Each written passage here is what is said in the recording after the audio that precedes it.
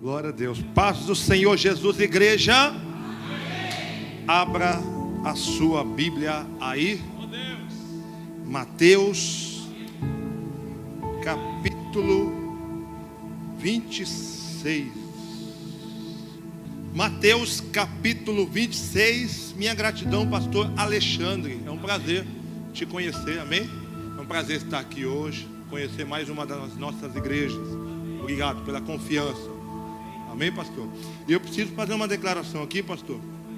Há alguns anos eu venho procurando alguns fundos musical. Eu gosto muito de fundo musical, tanto para ler, para pregar, para orar. E de repente eu encontrei um fundo musical de um tal de Pedro Paludetto. Beleza, eu fui, comecei a acompanhar os fundos musical dele. E coincidentemente eu descobri que ele era do Avivamento da Fé. E depois descobri que ele era seu filho. Amém? Fico muito feliz poder conhecer o Pedro. Amém? Ele não está aqui, né? Ah, está no fundo. Amém? Pedro, é um prazer te conhecer. Deus abençoe. Amém, pastor? Obrigado, tá, pastor? Deus abençoe. Mateus, capítulo 26, o verso de número 36. Glória a Deus. Nós vamos meditar na palavra do Senhor em Mateus, capítulo 26. Verso de número 36, eu quero ler somente a parte A do versículo que diz: então chegou Jesus com eles a um lugar chamado Getsêmani. Amém? Toda a igreja, repita comigo, por favor, o versículo de número 36, a parte A. 1, 2, 3. Então chegou Jesus Getsêmani, repita comigo assim, ó, ensinos, mais forte, ensinos do Getsêmani. Pode se assentar aí, glorificando, exaltando, bendizendo o nome do Senhor. Irmãos, era quinta-feira à tarde, quando o nosso Cristo, ele pega os seus discípulos, depois de algum tempo de caminhada, depois de alguns anos de caminhada, diz a palavra do Senhor que Jesus está prestes a ser crucificado. Quinta-feira à tarde, Jesus pega os seus discípulos e vai para um lugar específico para jantar com os seus discípulos. Naquele jantar teve muitas doutrinas, muitos ensinos que Jesus deixou aos seus discípulos. Depois do jantar, diz o texto sagrado, que eles cantaram um hino. Não sabemos, não tem nem como eu tentar arriscar qual foi o hino que eles cantaram naquele dia que já estava à noite. Cantando o hino, Jesus vai para o Monte das Oliveiras, num lugar específico onde ele costumava orar, num lugar conhecido como Getsêmani. E nós sabemos que a palavra Getsêmani significa prensa do azeite. Jesus vai para aquele lugar e com os seus discípulos ele entra dentro daquele horto, dentro daquele jardim, e diz a palavra do Senhor, verso 37, que Jesus ele começa a se entristecer. Jesus começa a se angustiar. Verso 38 diz, Jesus falando: a minha alma está cheia de tristeza até a morte. Ficai aqui comigo e vigiai. Diz a palavra do Senhor, irmãos, e é só Lucas que declara este detalhe. No capítulo 22, no verso 44, o apóstolo Lucas, ele escreve que Jesus ele está suando gotas de sangue por causa do medo intenso que ele estava sentindo naquele momento. A gente consegue imaginar por esses fenômenos que Jesus estava com medo, Jesus estava com o seu coração angustiado por causa daquilo que ele ia enfrentar, por causa daquilo que ele ia passar lá no Calvário. Diz a palavra do Senhor, irmãos, que o Senhor Jesus, ele resolve buscar a presença do Pai em oração. Ele resolve buscar a presença do Senhor em clamor. O primeiro ensino, irmãos, do Getsemane para as nossas vidas é que quando nós estamos nos pés do Senhor, a nossa coragem, ela é restaurada. Quando nós estamos nos pés do Senhor, a nossa ousadia, ela é restaurada.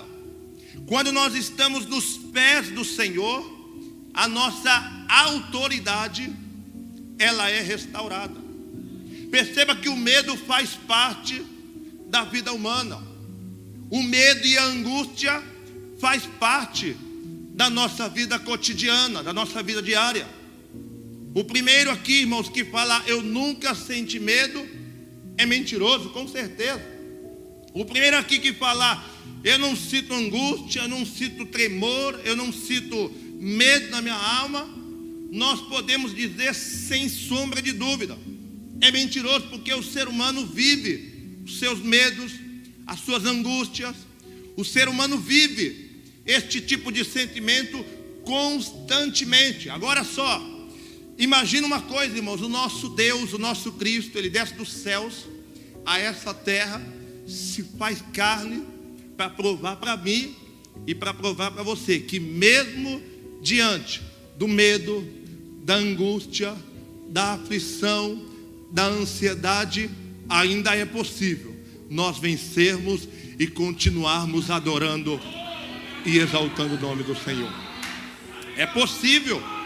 O nosso Cristo, Ele prova isso. Quando Jesus resolve buscar a presença do Pai em oração, no verso 39. É interessante, Mateus capítulo 26, verso 39. Diz a palavra do Senhor que Jesus, Ele se prostra sobre o seu rosto em terra. E Ele diz em oração, meu Pai. Ele clama ao Deus dos céus, sabendo que os céus poderiam lhe ajudar naquele momento difícil.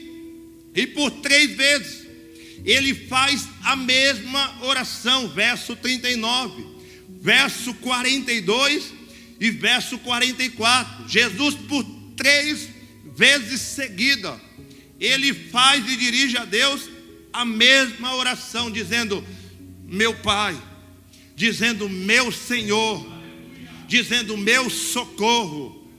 O Senhor Jesus, Ele passou pelas mesmas angústias que eu e você passam. E os efeitos da oração na vida de um homem e na vida de uma mulher, eles são nítidos, eles são claros. Perceba, irmãos, que Jesus, Ele entra no Getsemane dizendo, Pai, se possível for, passa de mim este cálice. Quando nós chegamos no verso 46, depois de Jesus orar ao Pai, repetidamente dizendo 3 vezes, se possível for, passa de mim este cálice, Jesus já é uma outra pessoa no verso 46. Jesus parece que se transforma no verso 46.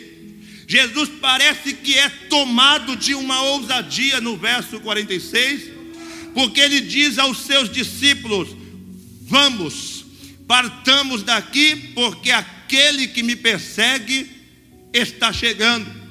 Em outras palavras, Jesus estava dizendo aos seus discípulos, vamos para cima do problema. Em outras palavras, Jesus estava dizendo para os seus discípulos, não vamos fugir, vamos enfrentar essa situação de frente, porque não tem como eu correr para dentro de uma caverna, porque este mistério sou eu que tenho que assumir. Irmãos, eu quero profetizar nesta noite sobre a sua vida. Você que entrou aqui com medo, você que entrou aqui com angústia de alma, Deus está dizendo para você nessa noite que Ele está derramando uma unção sobrenatural do alto céus.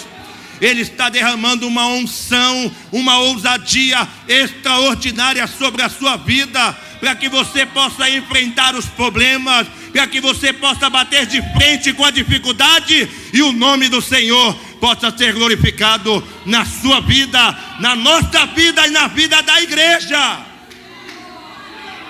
Deus está renovando você nesta noite. Deus está renovando as nossas vidas nesta noite. Chega de fugir do problema, chega de fugir da dificuldade. Nesta noite é noite de renovo, para que você possa sair daqui com ousadia, com autoridade e com autonomia do Espírito Santo de Deus. Você recebe essa palavra nesta noite? Deus está te dando ousadia nesta noite, para que você não venha fugir das dificuldades. Quanta gente, irmãos, quanta gente fugindo das circunstâncias, dos problemas e das lutas. Vocês lembram que o apóstolo Paulo escreve a Timóteo que Deus não nos deu um espírito de medo, de covardia.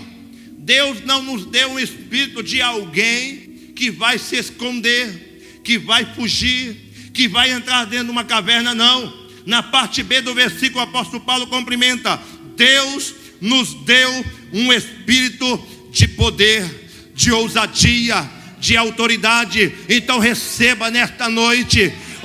O nosso Deus está falando para nós nessa noite: chega de fugir das adversidades. Deus está te renovando nesta noite, para que você possa voltar para casa, outro homem, outra mulher, e enfrentar os problemas e as lutas da vida sem medo e sem nenhum temor.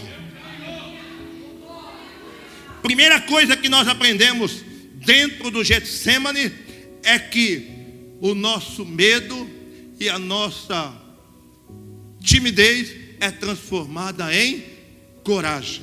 Mas você tem que estar nos pés do Senhor. Segunda coisa, irmãos, que o Getsemane nos ensina está nos versos 40 em diante.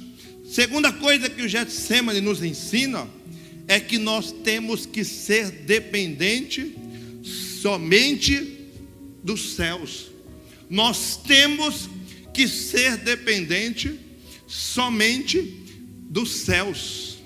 Diz a palavra do Senhor que se Jesus fosse confiar, por exemplo, nos 3 discípulos que ele mais amava, que ele mais era apegado, que ele mais levava para lugares particulares, Pedro, Tiago e João, a gente sabe disso.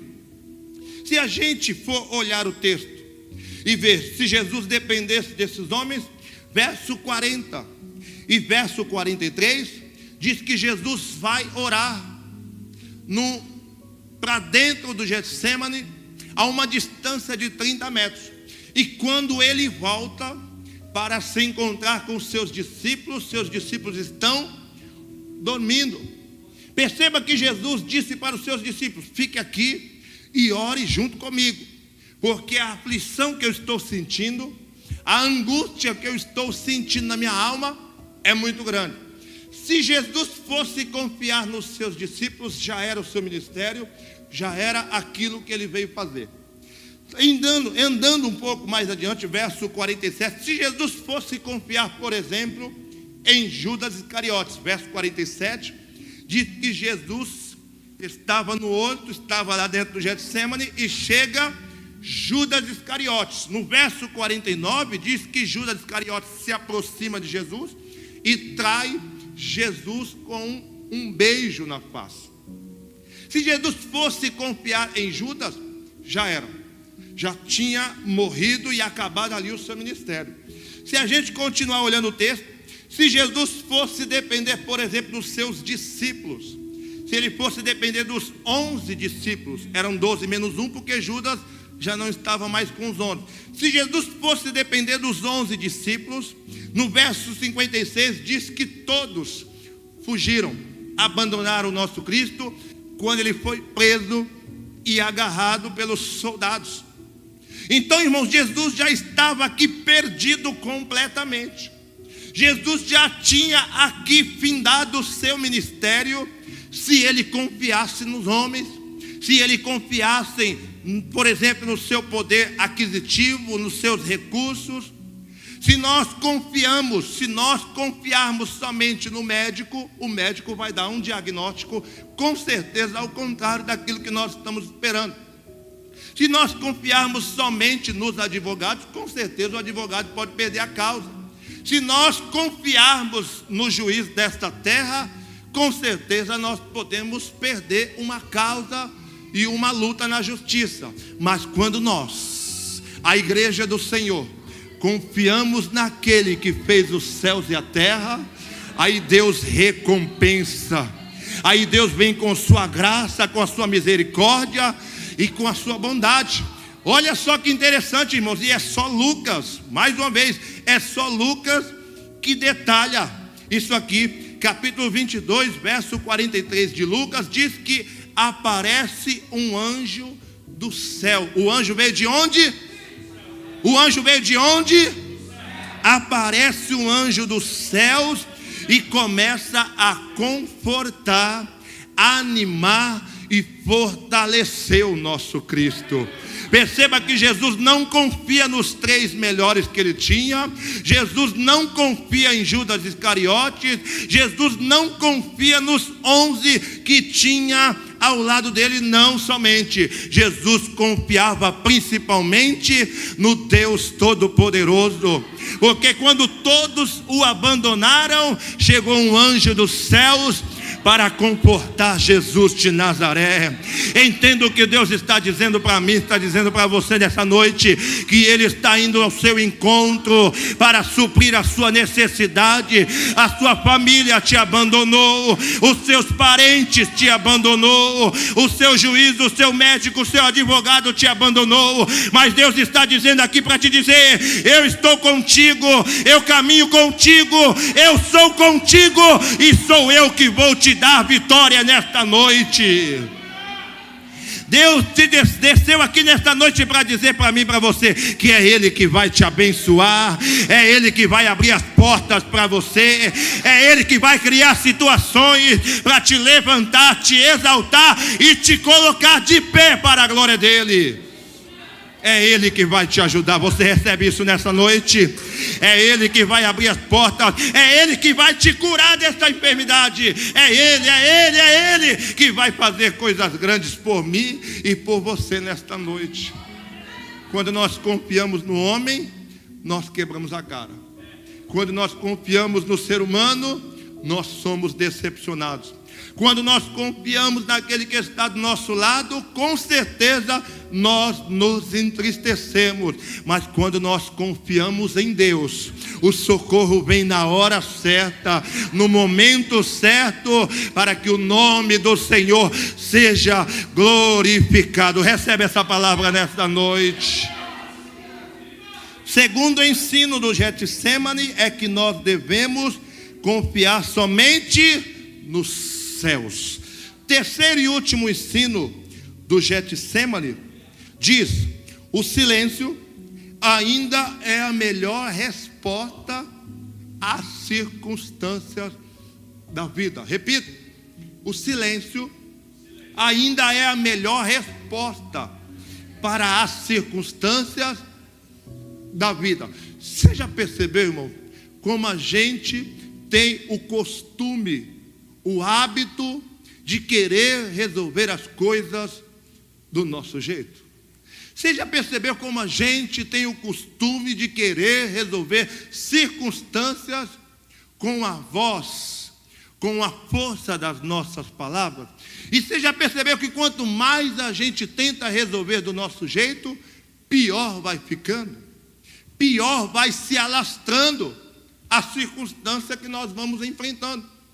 Às vezes nós falamos: eu vou colocar as minhas mãos e eu tenho certeza que Deus vai trabalhar. Quando a gente pensa que não, consequências, choro e lágrima vem. Por quê? Porque nós tentamos resolver as coisas do nosso jeito. Só que Jesus ensina, irmãos, algo extraordinário dentro do Getsemane. Ele ensina para mim e para você que o silêncio ainda é a melhor resposta para as circunstâncias da vida. Percebam, verso de número 51. Um dos que estavam com Jesus, e a gente sabe que é Pedro, ele puxa da espada. Jesus é preso pelos soldados, Pedro puxa da espada e tenta matar o servo do sumo sacerdote, que nós conhecemos como Malco. Quando Pedro dá aquela espadada no servo do sumo sacerdote, aquela espadada, irmãos, não era para cortar a orelha, era para pegar no pescoço, é para arrancar a cabeça fora. Só que o homem, muito esperto ou ligeiro, ele tirou. Quando ele tira, Pedro corta somente a orelha dele fora. Às vezes eu já ouvi pessoas falar que Pedro era bom era bom de pontaria. Eu acredito que não, acho que Pedro deu logo para o soldado soltar Jesus. Só que quando Jesus vê uma circunstância como essa, Jesus se levanta e fala: Pedro, pelo amor de Deus, não é assim que nós resolvemos os problemas da vida. Porque Jesus diz no verso 52: Pedro, aqueles que usar da espada para resolver os problemas, eles vão morrer pela própria espada. Só que Jesus está ensinando para nós: aqueles que usar de palavras para resolver as circunstâncias da sua vida, morrerão pelas próprias palavras. Aqueles que usar da própria força para poder resolver os problemas da sua vida, eles morrerão pela própria força. Jesus estava dizendo para Pedro: Pedro, tem problemas que nós podemos resolver calado, quieto e sossegado no nosso lugar. Deus está dizendo para nós nesta noite: não vai adiantar você falar, não vai adiantar você querer mexer com as suas mãos, não vai adiantar você pegar um empréstimo, não vai adiantar você querer vender o carro, a casa ou qualquer outra coisa que você pensar. Deus está dizendo para nós nessa noite que o silêncio, ele vai nos levar a lugares que os nossos olhos não viu, nossos ouvidos não ouviu e não subiu aos nossos corações. Segura. Jesus diz para Pedro: Pedro, guarda essa espada. Pela espada você vai acabar morrendo. Não é dessa forma que resolve a circunstância. Diz o apóstolo Lucas, novamente, irmãos, o apóstolo médico Lucas escreve no capítulo 22, verso 51. Ele diz que Jesus toca o servo do sumo sacerdote e cura a sua orelha. Pedro deu uma espadada e arrancou fora a orelha. Só que Jesus foi lá e curou o homem. Na mesma hora, foi instantâneo.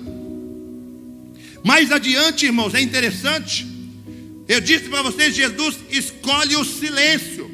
E ele diz assim para Pedro: Pedro, você acha que eu não oraria ao meu pai? E meu pai mandava pelo menos aí 12 legiões de anjos.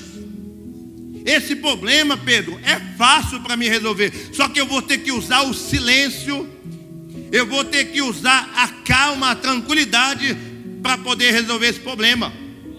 Jesus aqui, irmãos, dá uma aula para nós. Jesus aqui dá um ensino magnífico, extraordinário para a minha vida e para a sua vida. Deus está dizendo para nós nessa noite que não é pela sua força nem pelo seu recurso que você vai resolver alguns problemas, mas é Ele que vai entrar nessa causa, é Ele que vai entrar nessa circunstância, é Ele que vai assinar este papel, é Ele que vai dar um diagnóstico positivo, é Ele que vai fazer, é Ele que vai realizar milagres na nossa vida. É interessante, irmãos, quando a gente olha Isaías capítulo 53, porque Isaías diz que Jesus, ele como uma ovelha muda foi para o matadouro, e ele não abriu a sua boca.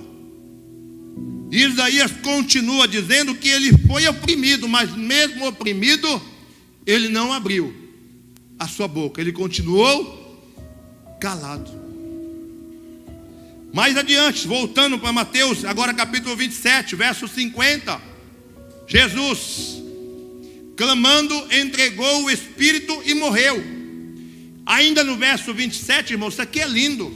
Se você observar os detalhes da palavra, você vai ver como Deus fala com a gente. Capítulo 27, verso 51, diz que depois que Jesus morreu, o véu do templo se rasga, a terra treme e as pedras se fendem, se racham, se quebram. Verso 52 do capítulo 27 diz que os sepulcros se abrem. Perceba quantos fenômenos aparecem e acontece somente na morte do nosso Cristo. Verso 27, capítulo 27, verso 54. Aqui está, irmão, o benefício de quem se cala na hora do problema, de quem deixa resolver da sua maneira, conforme diz o louvor aqui. Deixa eu trabalhar do meu jeito, deixa eu trabalhar da minha forma, no meu tempo, porque com certeza você será feliz e bem-aventurado. Verso 57 diz que o centurião e os guardas que estavam à sua volta, quando eles viram todos esses fenômenos acontecer na morte de Jesus, eles tiveram que reconhecer com seus próprios lábios: verdadeiramente, este homem é o Filho de Deus. Verdadeiramente este era o homem que devia vir ao mundo, que devia passar por essa terra e fazer a diferença como Filho de Deus. Entendo o que Deus está falando para nós nesta noite. Quem vai te justificar mediante essa circunstância é o Deus que te chamou. Quem vai te justificar no silêncio que você fizer é o Deus que te vocacionou.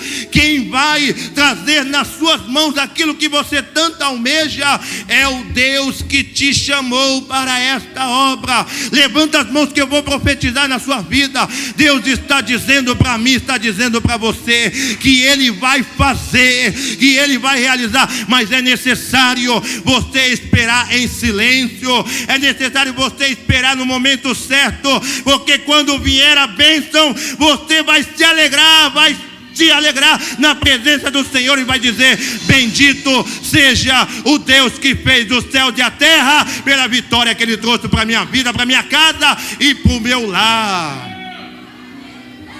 Bendito seja o nome do Senhor. Você vai procurar o pastor Alexandre em pouco tempo e vai dizer: pastor, vamos marcar o culto de ação de graças. Por quê? Porque eu me calei, pastor, e no meu silêncio Deus trabalhou, Deus abriu as portas e fez coisas grandes na minha vida e na sua vida. Se coloque de pé nesta noite. Glória a Deus. Se coloque de pé. Se coloque de pé, feche seus olhos. Feche seus olhos. Não é mais um culto não, viu? Não é mais um culto, entenda isso. Este culto é profético. Esta palavra é profética para a sua vida. Feche os seus olhos que eu quero orar por você.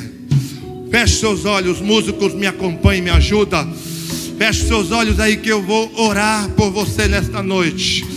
Existem pessoas, eu não saí de Osasco para vir aqui pregar uma palavra bonita, não. Eu saí de Osasco para vir profetizar na sua vida. Deus está dizendo com pessoas aqui nesta noite que têm vivido medos constantes, angústias constantes, e Deus está dizendo para mim e para você: você não vai mais fugir dessa situação, você não vai mais fugir dessa luta, você não vai mais fugir dessa prova, dessa dificuldade. Deus está dizendo para nós nesta noite que Ele vai te renovar. Feche os seus olhos, feche os seus olhos que eu quero orar por você. Senhor Jesus, eu coloco a tua igreja no teu altar, eu coloco a tua igreja na tua presença, Senhor.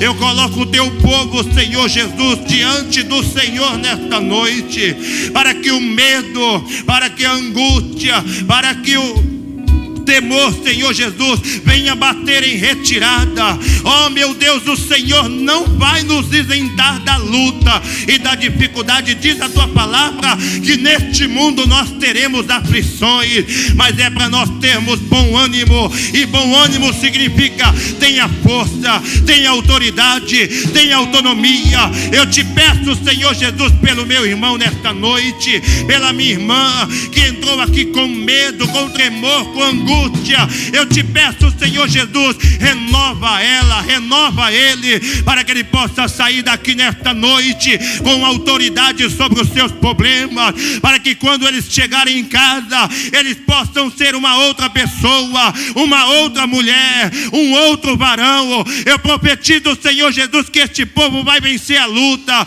que este povo vai vencer a guerra, e o teu nome, Senhor, o teu nome no céu será glorificado, engrandecido no meio dessa prova. Eu te peço, Senhor Jesus, abençoa, renova o teu povo para a glória, para a honra e para o louvor do teu santo nome. Você que crê, aplauda esta palavra.